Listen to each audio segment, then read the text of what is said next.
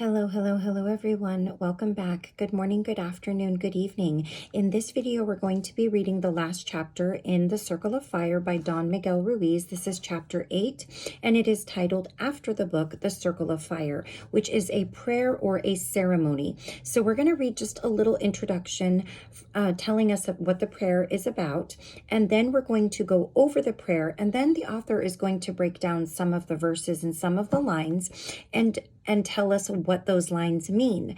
And I really like that because I don't know about you, but for as long as I can remember since I was a little girl, I remember reciting prayers and not really knowing what the words mean that I was saying. So in learning more about praying effectively and praying more succinctly, I think it is important to know what you are saying, what you are praying for, and what do the words mean behind it. So let's go ahead and get started. So chapter 8, The Circle of Fire. This beautiful prayer is called the Circle of Fire. Circle because it represents earth, fire because it represents spirit. More than a prayer, the Circle of Fire is an agreement of matrimony with God, our Creator. It is an agreement, we are proposing a new relationship with God, and it's not important whether God accepts it or not, although surely God will. What is important is that we accept the agreement in our half of the relationship, that we do our part, that we live our lives following this agreement. If we invest our faith in this prayer, if we follow this agreement, we can create heaven on earth. To practice this prayer is enough for us to live in happiness and love always. It is something so simple and easy to do, but it's not enough for us to say the prayer. We have to live the prayer. To live the prayer is to align our intent with our word, to put our faith in our word, and to feel the reaction in our emotional body. Our emotional body perceives the meaning of our word. It reacts to our word, and the reaction is love coming out of us. In that reaction, we recover our divinity, we put our trust in God, and our whole life changes. Get very comfortable and close your eyes for a moment. Take a deep breath and quiet your mind completely. Say this prayer very, very slowly, word by word, with your heart in every word. Feel all the power in this prayer, all the love and the intent. Open your heart and let all your love come out. Don't resist your emotions. Don't resist your love. Let go and prepare yourself for a communion with our Creator. So it asks me to state today's date before I say the prayer. It is part of the prayer. So when you're saying it, you're going to state today's date. I just forgot today's date. August 24th, 2024. The day of the Lord, when the divinity returns to me, when living my free will and with all the power of my spirit, I decide to live my life in free communion with God, with no expectations. I will live my life with gratitude, love, loyalty, and justice, beginning with myself and continuing with my brothers and sisters. I will respect all creation as the symbol of my love, communion with the one who created me, to the eternal happiness of humanity. Living this prayer is about being alive, being in love, being who you really are. That is the purpose of this prayer. You can change the story of your life at any time. You are the artist, and your art is your life. Every word in this prayer has the intent to heal your mind completely. It can heal every wound in your emotional body and help you detach from whatever keeps you in drama and suffering. With this information, let's say the prayer again, step by step, this time, so you can perceive the meaning of each phrase. So, state today's date. We're going to discuss that just a bit. The purpose for saying the date is to be present in the eternal now. Today is the moment, is the eternal now. There is no past, there is no future. Time is an illusion. Life is an eternal present moment. Today is the day of creation, and this moment is the moment of creation. By saying the date, you announce that today is the day you make a new agreement. What happened a week ago or an hour ago doesn't matter. What happens is your intent in this moment, what you are feeling in this moment of creation. It is a decision that you make today, and it is an ongoing choice that you make every day in every moment. If you want to add the time of the day, you can add that too, because you don't care about 5 minutes from now or an hour from now. If you break the agreement an hour from now, okay, you break it. But then you make the agreement again, and you keep making it again and again until you don't break it anymore. The day of the Lord. Every day is the day of the Lord because only the Lord, our Creator, exists. You have recognized the day of the Lord and you believe in the Lord with all your faith. On this day, you are making a commitment to God, and it is an act of power. Now the line, when the divinity returns to me. This means when you recover the awareness of what you really are, the one who is creating this moment. This is the day of your illumination. When you recognize your divinity and merge with the only being that exists, you, the human, awaken and reunite with the real you, with God. Whoever you thought you were is gone, and it has gone to divinity. You accept responsibility for your divine self, and in this moment you recover your faith, you recover your authority, and everything is possible. You have authority over yourself, over your own life. You claim the right to be alive, to express yourself in the world, and it's obvious that you are in heaven. Now the line, when living my free will. This means that because you are in heaven, you are finally free to make a choice. You recover your will, and the moment your will is free, you create a new agreement with life. You make the choice to live in communion with God because this is what is in your heart.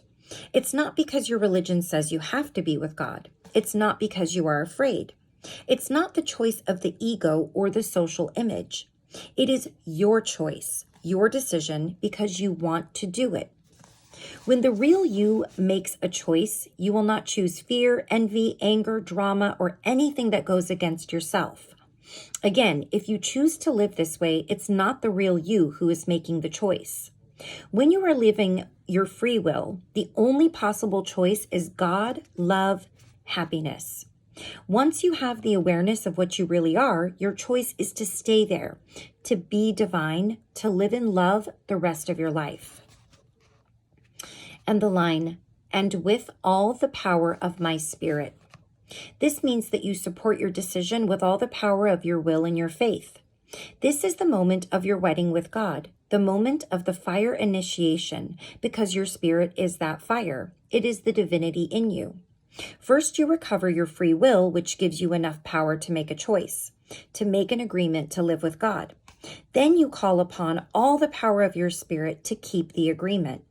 Now you understand what you can do when you recover free will. You can handle intent with all the power of your spirit.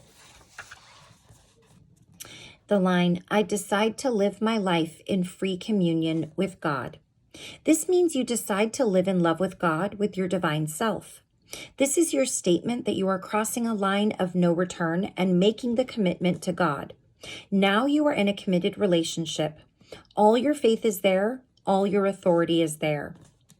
The line, with no expectations. This means you surrender your attachment to the outcome because you don't know how anything will work out. You know that you are married to God. You know that you accept your own divinity. You detach from the outcome because the outcome is not important when you are committed to love. Living your life in free communion with God, you open your heart and love unconditionally. You love for no reason with no expectations. Having no expectations, you give yourself and you keep giving without expecting anything in return. Your love is unconditional because it is your pleasure to love. The line, I will live my life with gratitude, love, loyalty, and justice. In this part of the agreement, you are telling yourself how you are going to write the story of your life. The decision is made, and now you express the form of your dream. This is how your life will look when you are expressing your creation, your art, to the rest of humanity. It is obvious how you will live your life, and you won't accept anything less than that, because you are free, you are happy, you are love. From now on, you will live your life with gratitude, and it is easy to understand why. Gratitude is one of the most beautiful expressions of love. Just saying thank you will open all the doors to an abundance of life's blessings from all directions, but especially an abundance of love. You will live your life with love, which means you will love yourself unconditionally. You will accept yourself completely. You will respect and honor your physical body. No longer will you criticize or dislike what you are, because you are God's creation. Your love is endless. The more you give your love, the more love you have to give. Love is your ticket to the kingdom of heaven, beginning with yourself and continuing with your brothers and sisters. You will live your life with loyalty. Loyalty to whom? To yourself, of course, which means that you will never do anything that goes against yourself. You will never betray yourself again. There is no place for self-abuse. You are loyal to yourself, and that makes you impeccable with your word. That's one of the 4 agreements in his book. Be impeccable with your word. You will live your life with justice, which means you are fair with yourself. If you make a mistake, you pay for that mistake, but only once, not every time you remember the mistake. To live your life with justice means you will no longer judge yourself. You will no longer live your life with guilt and shame. And when you live without guilt, judgment, and shame, there is no need to punish yourself. The line beginning with myself. This means that everything you have agreed to must begin with you. Living with gratitude, love, loyalty, and justice begins with you because you cannot give what you do not have. You can only give what you have. If you have love for yourself, then you can give love to others in all of love's expressions. Living in free communion with God also begins by living in free communion with your divine self as God's creation. The agreement always begins with yourself, and because this is what you are, this is what you share with others. And continuing with my brothers and sisters, the line. Now you start to spread the seeds of gratitude, love, loyalty, and justice to others. You live your life expressing love, and this is how you treat others everywhere you go. The love you have for yourself becomes the love you share with others. The seeds of love grow stronger, and they keep expanding until they become a beautiful relationship with your parents and children, your spouse and siblings, with everyone in your life. This statement gives you immunity to suffering because it ensures that every relationship is an act of love. The line, I will respect all creation as the symbol of my love communion with the one who created me. This means you will respect the forests, the oceans, the atmosphere, the animals, insects, everything that God, your beloved, has created. You are expanding your love and respect to the entire world of creation as the symbol of your love and respect for the one who created it. You make this agreement with God because now you recognize that everything in existence is God's creation. You respect God's will. You respect life as it is.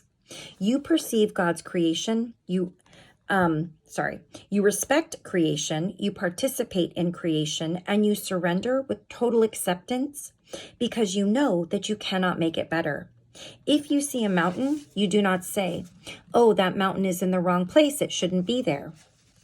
No, the mountain is perfect the way it is, and you accept the perfection that exists within everything. You don't need to change you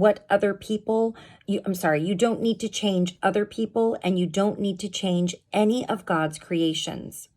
You simply enjoy the creation, you enjoy the beauty, you enjoy life. You are alive, and just to be alive gives you enjoyment. And what is the result of this? The line, to the eternal happiness of humanity. This means that all of humanity receives the benefit of your love communion with God. Since every human is part of one living being, the result of your happiness is the chance for all of humanity to live in happiness.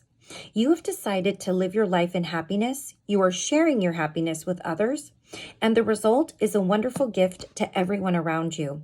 You are not responsible for the happiness of others. You are only responsible for your own. You are happy because you have a love communion with God. And if you can do it, everyone can do it. And the result of that union or reunion with God is the eternal happiness of humanity, which is another way to say heaven on earth. The kingdom of heaven is your own mind, and for you, that kingdom is real. It is here, and you are part of that kingdom. You have a private kingdom of heaven in your mind, and by sharing it with your brothers and sisters, together you create the kingdom of heaven on earth, to the eternal happiness of humanity. Now you know the meaning of each phrase, but again, it's not enough to learn the words or to understand their meanings. It's about making this prayer your way of life. It's about the action. It's about practicing this prayer every day until you create heaven on earth.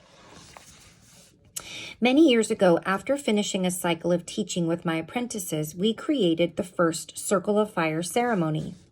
The ceremony was for those who had recovered their will, their faith, and their love.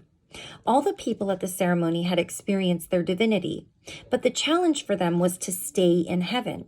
They asked me, Miguel, how can we stay there? Why do we have to come back? My answer was, you aren't staying in heaven because you still need to purify. You aren't staying in heaven because you still need to purify the mind. Your faith is powerful, but it is invested in what you believe you are. And most of what you believe about yourself is a lie. Take your faith out of the lies.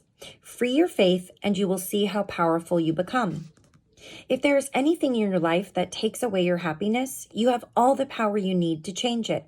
You don't have to live with anger or sadness or jealousy. You don't have to judge yourself, make yourself guilty, and punish yourself. Words and prayers are powerful agreements, and you need to see what kind you are using every day. Oh Lord, I am guilty. I should be punished for my sins. What kind of prayer is that? If you believe you're guilty and you deserve to be punished, you are asking for it. Suffering and drama begin when you lie to yourself, even if you don't realize you are lying. You can recover the truth of what you really are. When you finally see yourself as you are, when you take responsibility for your creation, you will cleanse the lies from your own creation. You will free yourself from emotional drama by uncovering all the lies you believe in. It is a process of unlearning the lies. It is a period of cleansing, and it has nothing to do with the dream of society. How can we change the dream of society if we can't cleanse the lies from our own dream?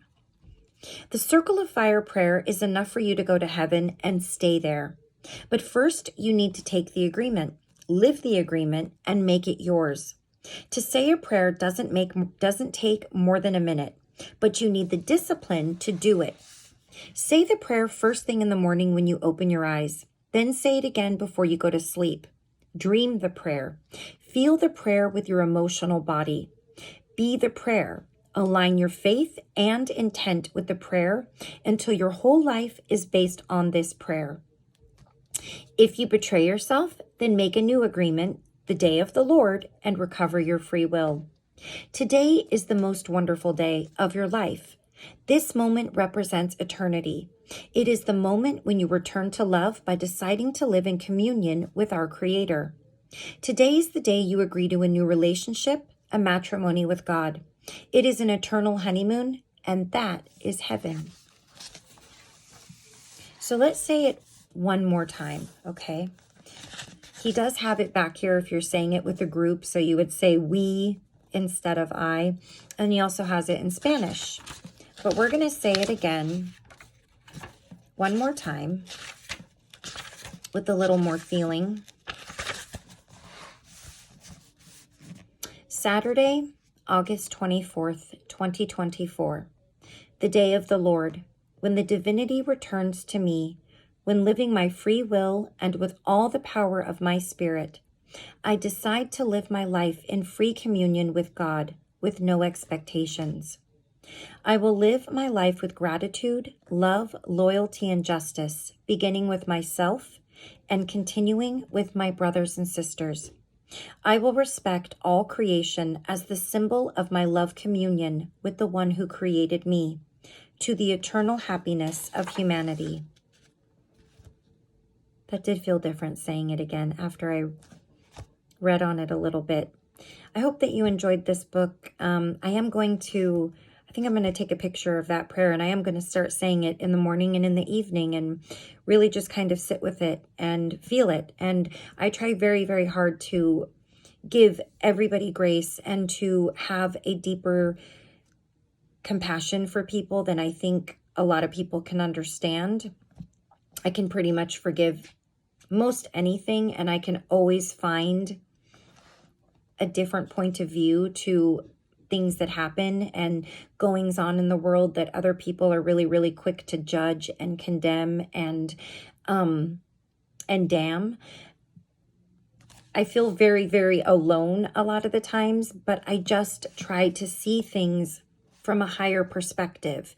And if you're not there, and if you can't imagine seeing God in the person that cut you off, or in your ex-husband that you hate, or in the coworker that you can't stand, or if you're a person that says, I just don't like people, I hate people, maybe you're not there yet, but maybe one day you will be, because there was a time just a few years ago, about 3 or 4 years ago, that I was like that.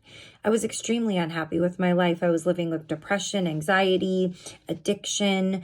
I was a very toxic person, and something different happened to me.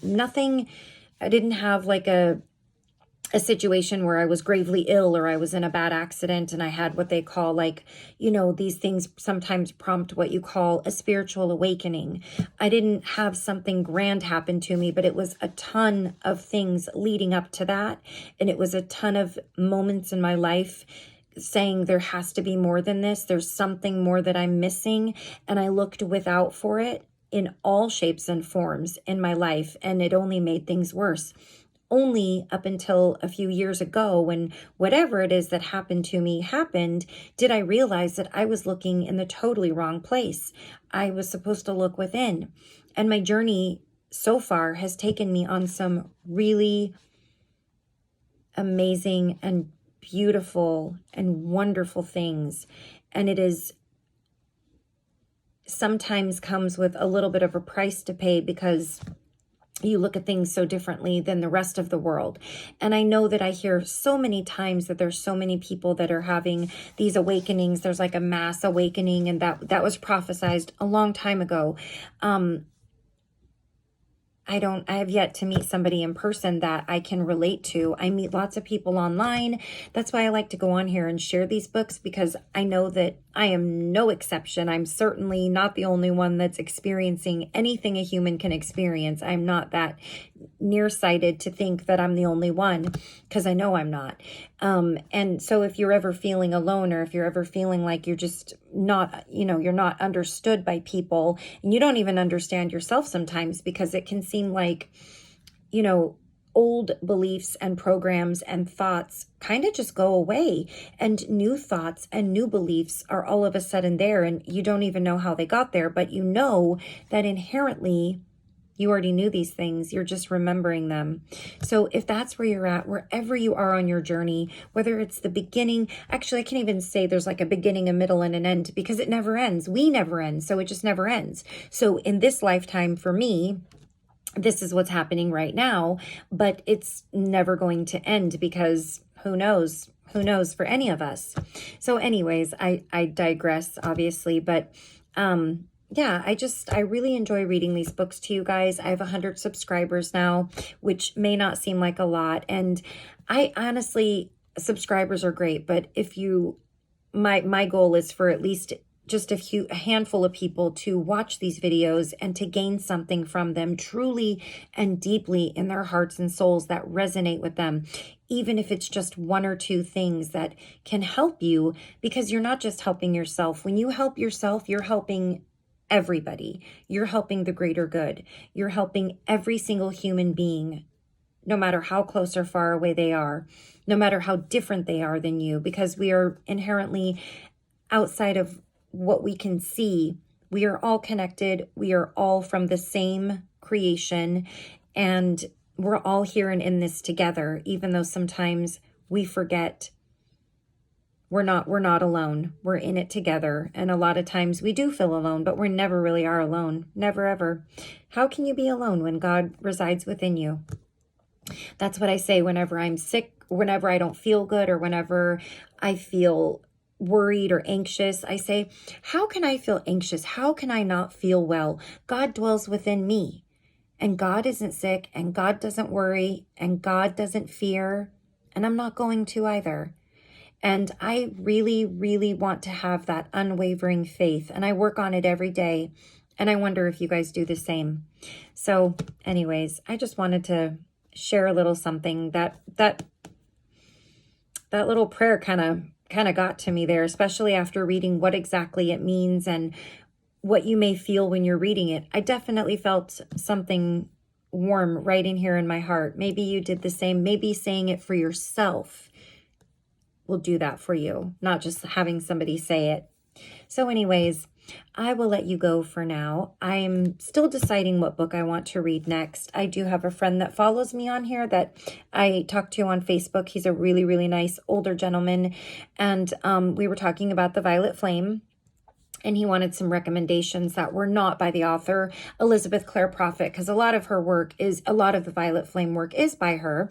But I do have some books that are not. And I don't know if you guys are interested in learning more about the Violet Flame, but I thought about reading it for my friend because he's had some health issues, and vision is one of them. So he's not able to read, and he's not able to find every book on Audible or to listen to. So I'll see what resonates with me next that I feel might resonate with you guys, and I will see you again for that. And if I'm stuck between a few, I may just make a short or go on my community page and put that out there for some votes if you guys are interested. Okay, so until next time, as always, please take care of yourself. Please take care of those around you. I will see you again very soon for the next book. Until then, take care. Bye-bye.